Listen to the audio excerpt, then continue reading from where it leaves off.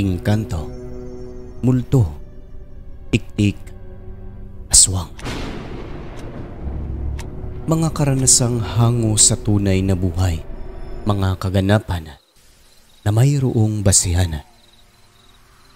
Bago ko simulan ang kwento, ay dalangin ko sa Panginoon, bigyan tayo ng proteksyon, lakas, at yakapin ang mga taong nagdurusa. In nomine Jesu Christi. Amen.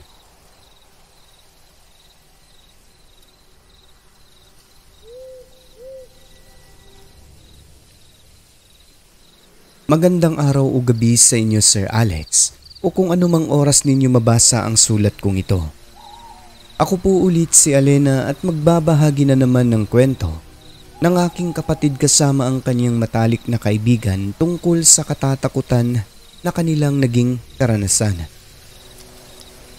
Itago na lang po natin sila sa mga pangalang Ina, kapatid ko, may matalik niyang kaibigan na parehong nasa mga 20s ang edad nila nang mangyari ito.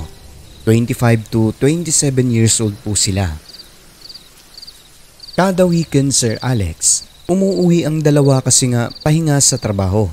So nagkikita-kita sila at nagbabanding kasama ng iba pang mga kaibigan sa baryo. Semana Santa noon, so long weekend. Pagsapit ng Miyerkules Santo ng hapon, nagpasya ang matalik na magkaibigan na mag-hike sa isang bundok na kung saan pinupuntahan ng mga hikers. 3 dapat silang magpunta, kaso hindi pinayagan ng isa kasi nga Semana Santa nung time na yon. Sa bahay lang daw dapat mag-i-stay dahil pinaniniwalaan ng mga matatanda noon, sir, na ang Semana Santa ay panahon din ng mga nilalang na hindi nakikita. Kumbaga, nagsisilabasan din ang mga ito lalo na kapag Biyernes Santo. Napagsabihan pa nga ang kapatid namin noon ni Lola kasi dapat manatili lang sa bahay. Itong kapatid ko, sir, medyo sutil din talaga na pagkabata nung time na yon. Akalain mo, ang paalam niya marami silang magpunta o magtungo roon sa bundok. Nalaman na lang 2 lang pala silang umakyat doon. Paano na lang daw kung mas malala pa ang nangyari? Tulad halimbawa ng may masamang loob na humarang sa kanila sa daan, mapapahamak talaga ang 2. May hitsura pa naman ng bata na yon kaya nakakapag-alala talaga yung ginawa nila. So pagdating doon 6:00 pasado na ng gabi, taliwas sa unang pag-aakala ng mga ito na maraming nag-hike dahil pagkarating nila ay sila lang 2 na hikers ang nandudoon. Bali 4 lang silang lahat. Kasama ang nagbabantay sa peak na mag-asawa kung kaya pakatahimik daw talaga. Nais man nilang umuwi kaso gabi na nun at medyo delikado na pauwi lalo pat wala silang kasabayan sa daan. Gutom na rin, so ang nangyari nagstay na lang din at nagtayo ng tent. Pagkatapos ay kinain ng mga dalang panghapunan. Sa pagod ay agad nakatulog ang 2. 3:00 pasado ng madaling araw, nagising silang pareho, sir, buhat ng sobrang lamig na ng klima. Kahit makapal ang kanilang kumot, talagang tumatagos ang lamig kaya ang nangyari, bumangon ang 2 at agad nag-impake ng mga gamit. Nagpa siyang umuwi, pero bago mangyari yon ay nagkape muna sila. Ang sama ng panaginip ko kanina. Nanaginip ako ng batang kulay puti dyan, itim ang mata. Sa paanan natin, akala ko totoo. Ay, buti na lang panaginip lang. Uy, Diyos ko, madilim pa, nakakatakot naman yan. Pero alam mo, bes, nanaginip din ako kanina ng bata. Hindi ko nakikita yung mata niya kasi nakatalikod. Nakaharap siya sa isang babae. Huwag na nga lang natin pag-usapan yun para magkape at nang makauwi na. Sige, tara. 4:00 ng madaling araw ay dahan-dahan nang naglakad ang 2 pababa ng bundok. Habang binabaybay ang napakatahimik at masukal na daan, sir, pagkukwento pa ng aking kapatid, ang bigat daw ng pakiramdam nilang pareho ng kanyang kaibigan. Lalo na pagdating sa banda na kung saan puro kawayan at mga puno ng mangga ang madadaanan. Ako ang kinikilabutan sa mga kwento nila. Kababaeng tao hindi man lang natakot maglakad sa dilim na sila lang. Napagalitan pa nila mama, paano na lang kung may aswang? Well, siguro okay lang kung aswang kasi makakatakbo ka pa nun, di ba? Paano na lang kung may rapist sa lugar? Di patay sila, di ba? Walang kabahay-bahay doon kung meron man. Paanan pa ng bundok kaya kahit anong pagsisigaw ang gawin mo roon, wala talagang makakatulong sa'yo. So ayun na nga, mabigat daw ang pakiramdam nilang pareho. Pagod na pagod. Yung kapatid ko naman, sobrang bigat daw na parang may pinapasan siya. Pero andyan din sa isip niya na baka dala lang daw ng pagod kasi nga ilang oras lang ang tulog nila sa bundok. Idagdag mo pang mabahabang lakaran pa ang bubunuin, kaya nakakapagod din talaga yon. At habang tumatagal, hindi na sila nagkikibuan sa kadahilan ng pareho silang may nararamdaman, sir. Nakakaiba. Hindi na lang nagsasalita si Ina, ganun din ang kaibigan. Dahil baka matakot lang sila lalo kapag pinag-uusapan ng mga nararamdamang yun. Naayon sa dalawa, hindi sila komportable na parang natatakot daw sila, sir, sa di malamang dahilan. Lalo na yung aking kapatid. Nananayo raw talaga ang kanyang balahibo sa bato. Lumiliwanag na nang marating nila ang paanan ng bundok. Mula roon, kahit marami naman tao, hindi pa rin daw sila komportable na para bang may something na negative na nakasunod sa kanila. Ganun pa man, nakarating naman po sila ng maayos sa bahay, maliwanag na. Ngunit pagpasok ng aking kapatid, sir, pagkakita sa kanya ng pamangkin naming 6 na taong gulang lang siguro nung time na yon, batang babae, bigla itong sumigaw, tumakbo papunta sa nanay umiiyak habang nakatingin sa ibabaw ng ulo ng aking kapatid na si Ina na animoy may nakikitang kung ano.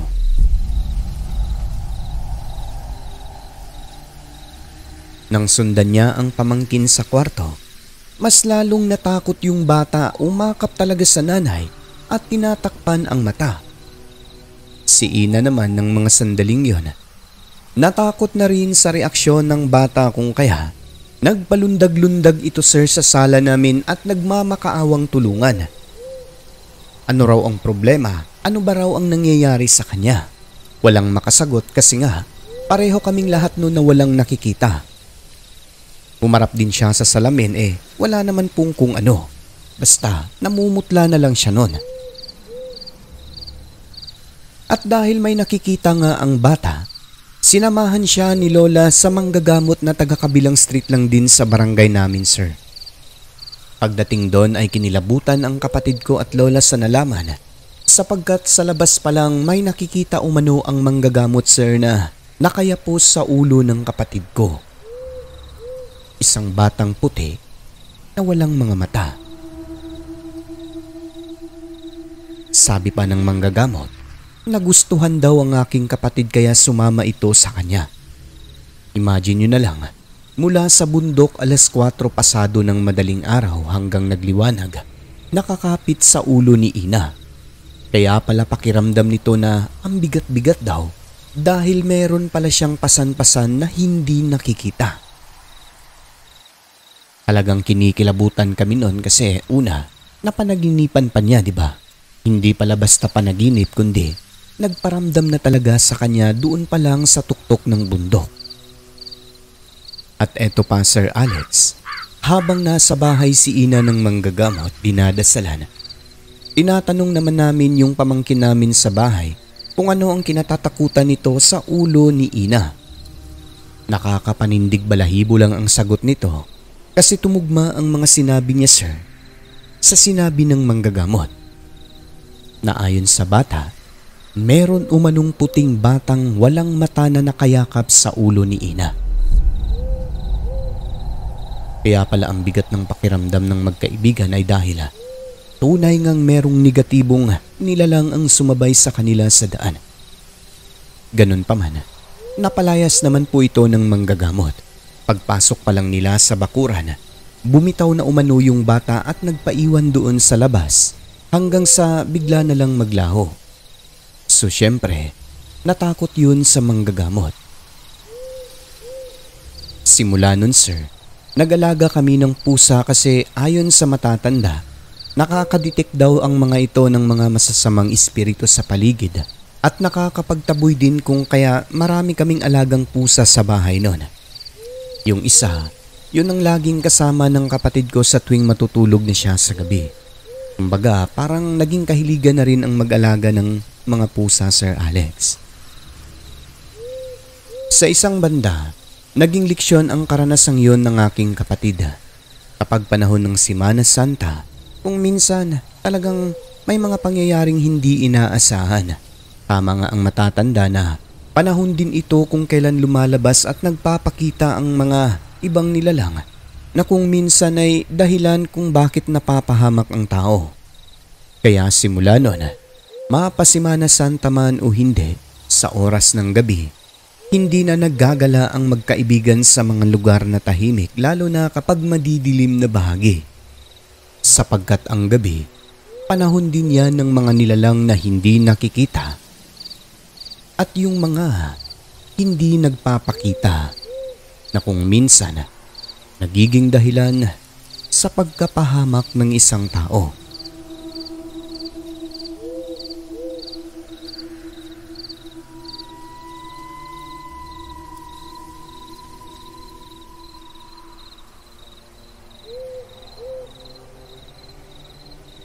At eto naman po sir ay karanasan niya sa aswang noong mga panahong nakabukod na sila ng kanyang lalaking na pangasawa. Ayon sa aking lola, iba't iba ang uri ng mga aswang. Merong lumilipad, merong naglalakad pero itong isang naging karanasan nila na kung tawagin ng binang babae ni Ina ay aswang na karipas.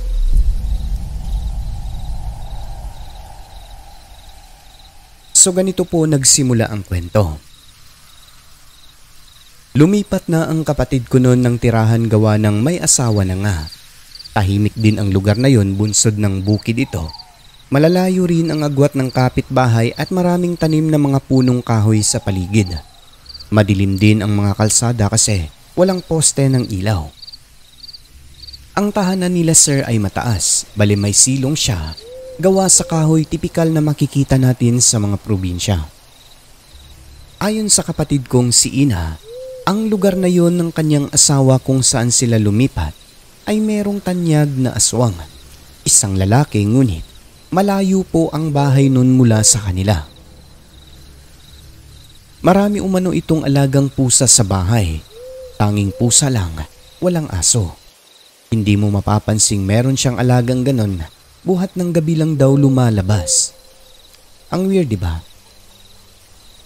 Ang nagkwento naman po nun ay ang biyanang babae ni Ina kasi yung aswang daw po na yun sir ay lantaran. Kung baga, wala itong paki sa mga nakapaligid sa kanya. Galit daw ang biyanan niya sa tao na yon buhat nang minsan bigla na lang daw tumuwad sa kanyang harapan kahit 6:00 pa lang ng gabi. Nilabasan niya ng kutsilyo kaya nahimasmasan daw yung matanda. Patawa-tawa lang daw ito na akala mo walang nangyari. So ayun na nga, kasalukuyang nagdadalang tao ang kapatid ko noon sa panganay na anak. Lagi silang inaabisuhan ng biyanan na kapag dumidilim na ay maging mapagmatsyag sa paligid. Ugaliin na magpausok ng goma tuwing hapon at maglagay ng bawang o magbudbud ng asin sa mga bintana ng bahay sapagkat kapag buntis daw ang isang tao ay maaamoy ng aswang. Hindi nila nasunod ito kasi yung asawa ni Ina ay hindi naniniwala na may aswang. Mas naniniwala pa ito na umiiral ang mga multo at mga ligaw na kaluluwa sapagkat naranasan na rin ni Ina. Naayon pa rito, yung kabaryo raw nila na sinasabing aswang ay siraulo lamang na nangungulekta ng mga pusa.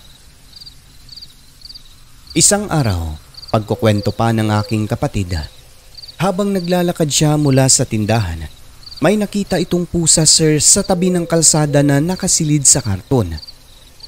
Halatang tinapon ng kung sino kasi meron talagang sisidlan na karton, di ba? So dahil naawa ang aking kapatid, nilapitan niya para sana pakawalan.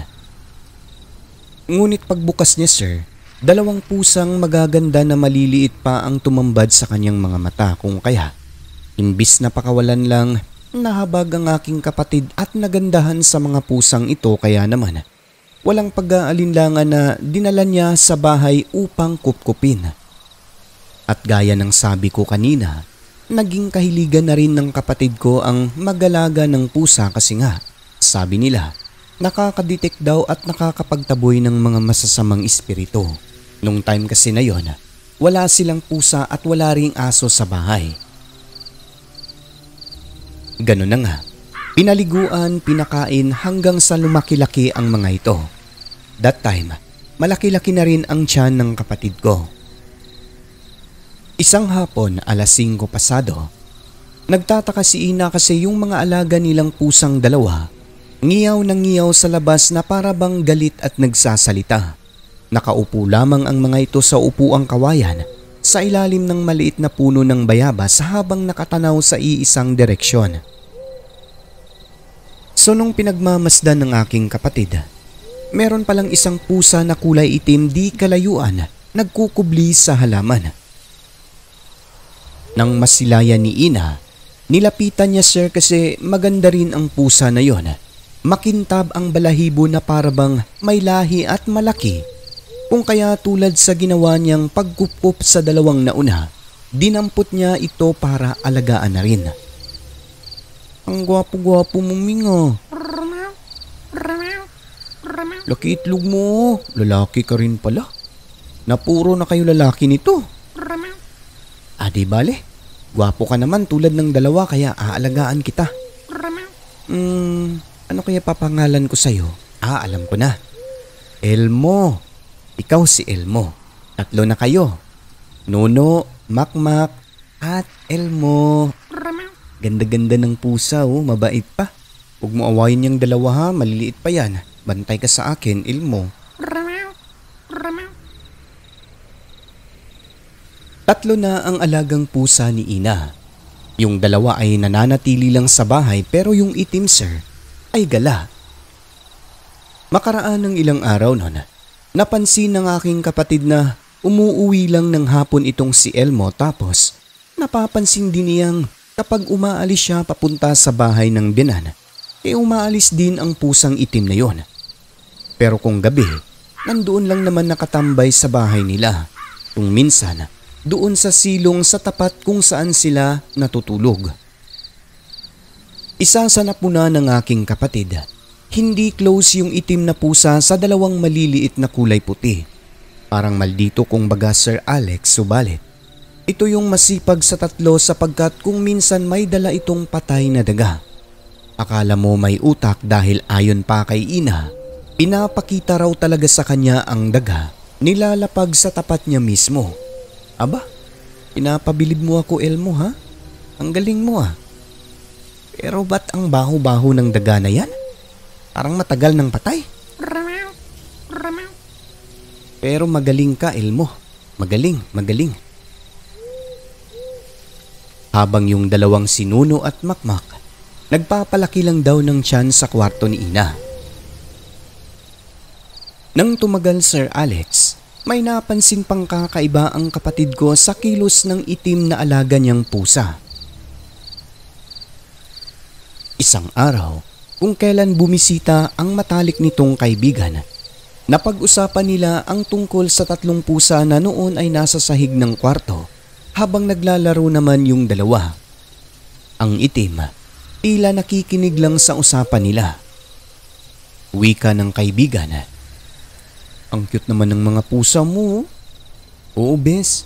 Pero alam mo, nitong mga nakaraan lang may napansin ako dyan sa itim na yan ang bilog-bilog ng mata. Ano? Halika, dun muna tayo sa labas. Susunod ang mga yan.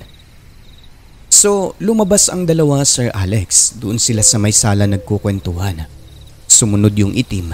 Pero yung 2 puti ay tinawag pa ni Ina bago lumabas ng kwarto. Maya-maya, kumuha ng pagkain si Ina sa kusina, kumuha rin ng asin at bawang pagkatapos. Nilagay niya sa may pintuan ng kwarto at pumasok sila ng kaibigan sa loob. Yung pusang itim sir, nagpaiwan sa may sala pero yung 2, ngiyaw ng ngiyaw kasi nga nakaamoy ng pagkain at sumunod talaga sa kwarto. Wika pa ng kapatid ko. O di ba sis? Ano? Di yan papasok dito. Ay oo nga no. Wala, baka hindi pusa yan ha. Wait, tawagin ko. Lumalapit talaga yan eh. Elmo, halika. May pagkain no. Halika. Lumapit naman ang itim na pusa sir, pero tulad ng inaasahan ng kapatid ko, hindi talaga ito pumasok sa kwarto kundi hanggang doon lang sa bungad ng pinto na animoy. Takot sa asin at bawang na binudbud ng kapatid ko roon. Abulong na bulalas ng kaibigan.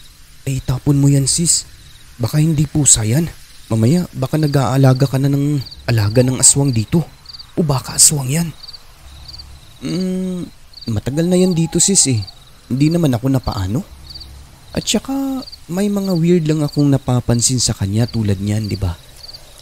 Basta ako, natatakot ako sa alaga mo na yan ha. Medyo kinilabutan ang aking kapatid sa sinabi ng kaibigan. Hindi niya magawang paalisin ang pusang itim sir. Kasi bagaman maitim ito, mabait din talaga ang mukha at parang nakakaintindi sa kanyang salita. Ngunit nang malaman ng biyanang babae, agad na inobserbahan ang kilos ng itim na pusa. Ang ginawa nito sir, isang hapon, kumuha siya ng tubig na galing sa pari o yung ginagamit po na pangbindeta. Una ay nagpausok siya ng goma sa dapog sa loob ng bahay at halatang nairita ang pusa noon kasi palipat-lipat ng pwesto. Noong nagdikdik na siya ng bawang, dito na talaga lumabas ng bahay ang pusa na halatang sobrang nababahuan. Pumwesto ito sa silong ng bahay kung saan madalas pumupwesto tuwing gabi. Tapat yun ng kwarto nila ina kung kaya nagduda na talaga ang biyanan niya. Ay ina, hindi normal na pusa yan ha? Hindi yan, palayasin natin yan. Walang kung ano-ano Sir Alex. Nilapitan ito ng biyanan ng kapatid ko at tinapunan ng bendita. Sa maniwala kayo o hindi, nakakita na ba kayo sir ng pusang galit na galit habang umingiwi? Yung ganun na ganun ang reaksyon ng pusang itim bago ito kumaripas ng takbo pagkatama ng banal na tubig sa katawan nito na halatang nasaktan. Kaya hinabol ng itak ng biyanan ni ina, ngunit hindi nito naabutan sa kadahilan ng ang bilis daw kumaripas ng takbo. Tignan mo ina, di mo ba namamalayan na may nakakasama ka ng aswang dito? Di ba sabi ko sa inyo magpausok kayo ng goma lagi? Magbudbud kayo ng asin dyan, maglagay ng bawang, hindi nyo nagagawa. Buntis ka pa naman. Anong klaseng babaeng to? Mas nakakaalam ako sa inyo. O tignan mo itong dalawang pusa mo. Yan ang mga normal. Diba? Ininom pa ang bindita oh. Yung isa akala mo apoy ang tumama sa katawan, galit na galit. Ay pasensya na po talaga nay. Inikilabutan ako sa nangyayari ngayon. Buti na lang talaga nandyan kayo nay. Pasensya na po. Ay huwag ka magpadala sa ano ha. Buntis ka, tandaan mo yan. O sige na, kalimutan mo na yon. Sa nangyari, lubos na nag-aalala ang biyanan ni ina noon sa sitwasyon. Paano na lang daw kung tumagal pa, maaaring napahamak na ang kapatid ko sa kamay ng aswang na nagpapanggap lamang na isang pusa. Matapos noon, madalas nang sinasamahan ng biyanan ang aking kapatid lalo na kapag wala ang mister. Kasi may hinala siya, malakas ang kutob nito kung sino o kanino ang pusa na yon. Awa ng Diyos, naging maayos po ang lahat noon, hindi na bumalik ang pusa. Natakot din siguro sa biyanan ni ina sapagkat bukod sa bungangera, hindi umano yung takot makainkwentro ng aswang. Sa ngalan ng pamilya kahit sino pa umano yan, hindi nito aatrasan kahit isang dangkal man lang upang ipagtanggol ang sakop ng pamilya. Yung kapatid ng biyanan ni ina ay isang midwife. Gabi ng mga 9:00 habang hinihintay ang paglabas ng bata, Naglagay siya ng mga langis sa bintana na kukulo kapag may aswang sa malapit. 2:00 ng madaling araw, umalulong ang mga aso ng kapitbahay. Kahit malayo, dinig ang mga yun sapagkat umieko ang mga tahol at alulong doon kasi nga hindi magkakalapit ang bahay. So habang hinihintay, di nagtagal ay kumulo ang langis malapit sa pintuan. Isang palatandaan na merong aswang sa malapit.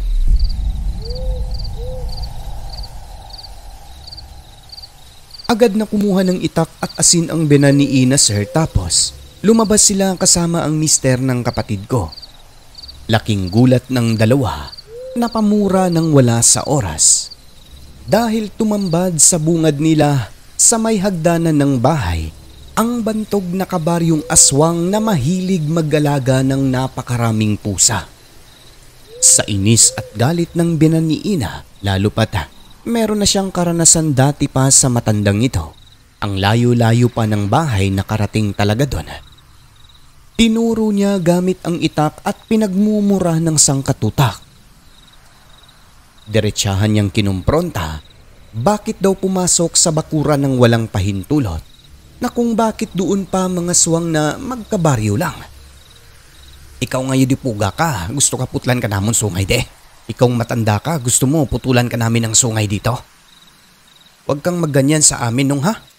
May kamag-anak din kaming aswang, baka ipakidnap kita sa bahay mo. Perwisyo ka nga tigulang ka.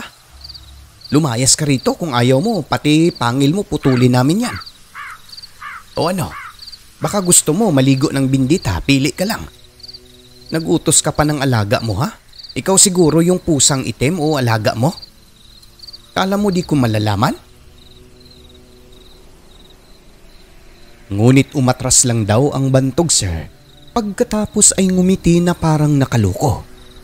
Sa sobrang inis at paggagalaiti, dali-daling bumaba ang biyanan ni Ina habang nakataas ang itak na anumang oras ay handa ng ihampas. Sa maniwala kayo o hindi, sir, walang kung ano-ano ay kumaripas ng takbo ang aswang ng pagkabilis-bilis na akala mo hindi matanda sa tulin ng takbo at kilos nito. Pagkatapos ay tumawa pa na talagang nakaloko. Yung binan naman ni Ina, hinawakan na lamang ito ng mister niya. Tama na yan ay. Baka si Raulo lang talaga yung tao na yan. Si Raulo? Meron bang si Raulo na kukulo ang langis dyan? Kita mo naman yon. Ay tara na, nay. Buisit ka nga, aswang ka ha. Dagan ka man gali, abi ko isog ka. O dali di, isparing ta. Takbo ka man pala, kala ko matapang ka. Ali ka dito, sparring tayo. Ay tara na, nay. Ang bilis daw naglaho ng matanda, sir. Nakakala mo nilamon lang ng dilim. At eto pa, sir. Nung umalis na ang bantog, wala na ito. Tumigil din ang pagkulo ng langis ng kumadrona sa may pintuan. Na ibig sabihin, aswang talaga ang bantog na kabaryo. Sa nangyari, muntik pa silang magkabaranggayan pero napigilan naman ang binan ng anak nito. Total hindi naman daw sila nasaktan, kaya hindi na lang din nagreklamo, pero ayon sa biyanan, kapag uulitin nito ang ginawa at may mangyari sa apo, talagang babalikan niya ang matandang yon. Baka hindi na raw umabot ng barangay dahil susugurin niya talaga ito at tatadta rin ng pinong-pino. Pasalamat na lang daw ito dahil wala siyang baril, dahil kung meron sigurado hindi na makakalayo. Mabilis kumalat ang chismis na yun, sir, kung kaya parang nahiya rin daw yung matanda. Minsan na lang lalabas at kunyari nagbabaliw-baliwan. Naaliw na lang kami nun sa karanasan nila Ina sapagkat meron din palang mga aswang na takot sa babae. Well, kung sa bagay, ikaw ba naman habulin ng itak ng isang taong known na bungangera sa lugar at matapang? Hindi ka ba kakaripas ng takbo, di ba? Sa huling bahagi ng kwento, bago magbukang liwayway nun, sir, ay nailuwal naman ng aking kapatid ang panganay nitong anak ng walang problema. Kaya yung inis ng biyanan at galit sa kabaryo nilang aswang, nabalak pa sanang magtungo sa barangay kinabukasan. Napalitan ng tuwa at kasiyahan.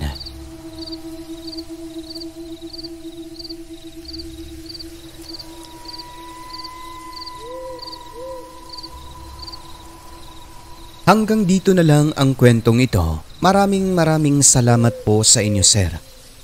Lubos na gumagalang, Alena ng Iloilo.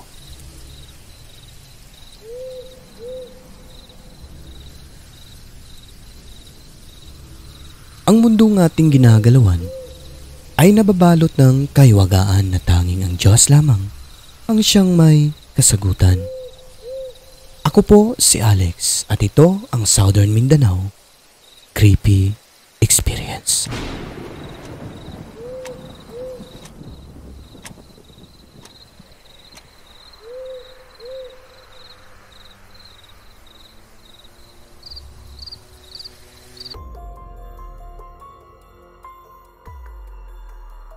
At ngayon ay madako naman po tayo sa ating membership shoutouts mga kaibigan ko. Binabati ko unang-una si Mike nag-renew, 26 months member na. Thank you, sir. Kay Susan Dorn, bagong member natin, ayan, 5 days ago pa lang. Thank you po ma'am. Kay Samantha Cruz, ayan, 7 days pa lang. Kay Cheng's channel na 10 months member na. Kay Miss Liam, ayan, bago rin, 10 days. Kay Darlene Kabatuan na 44 months member na. Thank you ma'am. Kay Ramonita Berdugo, ayan, magwa 1 month na, Kay Lavi Del Rey na 39 months member na, Elsie Acosta 40. Kay Rosary Jayarante na 2 months, Story Hikes of Totsky 29. Kay Esmeralda Jucare 7 months member na, Rose Kim 10 months. Kay Jeffrey Bunyad 18. Kay Jonizel Alviola na 20 months member na, Jim Semilia 24. Kay Luis Elmido na 20 months member na. Last but not the least kay Madam Christine Olzon, 44 months member na, Ayun, maraming salamat po sa inyong lahat mga kaibigan ko sa walang sawang pag-suporta po sa ating programa. Kaya imbis na hihinto ako mga kaibigan ay pagpapatuloy ko na lang talaga ito kahit na hindi tayo nakakakuha ng revenue kung minsan, kasi alam nyo dapat dito sa YouTube kasi dapat maabot natin ang $100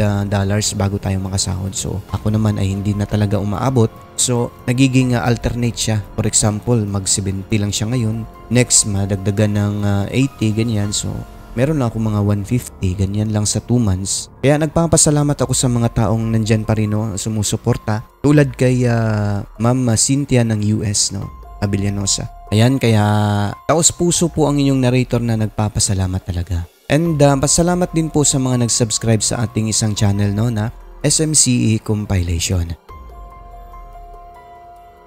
At syempre sa mga commentators natin, last update na mga nag-comment sa ating mga video.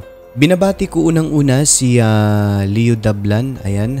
Kay Arlene Cool sa Besa, no skipping ads. Maraming salamat. Nakikinig din po siya sa compilation videos natin sa SMCE Compilation Channel. Maraming salamat po. Kay Hazel Fiesta, ayan, thank you po ma'am. Kay Anika Mishka, kay Ramonita Berdugo, kay Rexy Abergas, ayan, thank you din po. Kay Shiaki and Saore, ayan, thank you ma'am. Kay Jonathan Barba, kay Heidi Gregorio, Christy Harm ng Germany, kay Tiger Lily, kay Mary Asilar, and last but not the least kay Jonathan Barba. Ayan, sige. Maraming salamat po sa inyong lahat sa walang sawang pakikinig sa ating mga programa mga kaibigan. At sa lahat ng mga silent listeners ay welcome po kayo sa ating channel.